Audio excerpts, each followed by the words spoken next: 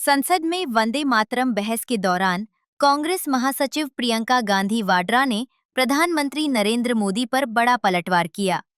उन्होंने कहा कि जिस तरह नेहरू पर बार बार सवाल उठाए जाते हैं, यह इतिहास को गलत दिशा में मोड़ने की कोशिश है। प्रियंका गांधी ने कहा कि जवाहरलाल नेहरू ने देश की आज़ादी के लिए लगभग उतने ही साल जेल में बिताए जितने साल से मोदी प्रधानमंत्री हैं। आज़ादी के बाद नेहरू 17 साल देश के प्रधानमंत्री रहे और आधुनिक भारत की नींव रखी। उन्होंने कहा कि अगर नेहरू ने ISRO नहीं बनाया होता तो भारत का मंगलयान संभव नहीं होता।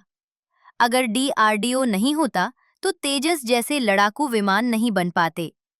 अगर IIT, IIM जैसी संस्थाएं न होती तो भारत IT सेक्टर में दुनिया में पहचान न बना पाता। और अगर AIIMS न होता तो कोरोना जैसे संकटों से निपटना मुश्किल हो जाता। प्रियंका गांधी ने कहा कि नेहरू देश के लिए जिए और देश की सेवा करते हुए ही दुनिया से गए।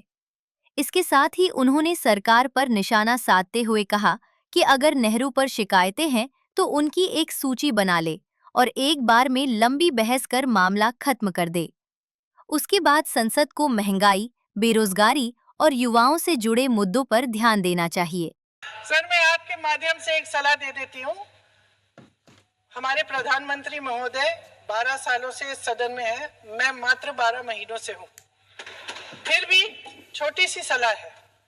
उन्होंने अभी हाल ही में चुनाव था, कुछ महीनों पहले उन्होंने एक सूची निकाली थी कि विपक्षी दलों ने और विपक्ष के नेताओं ने कितने अपमान किए हैं इनके, और उसमें शायद 90-99 ऐसे उन्होंने अपमानों की सूची बनाई थी।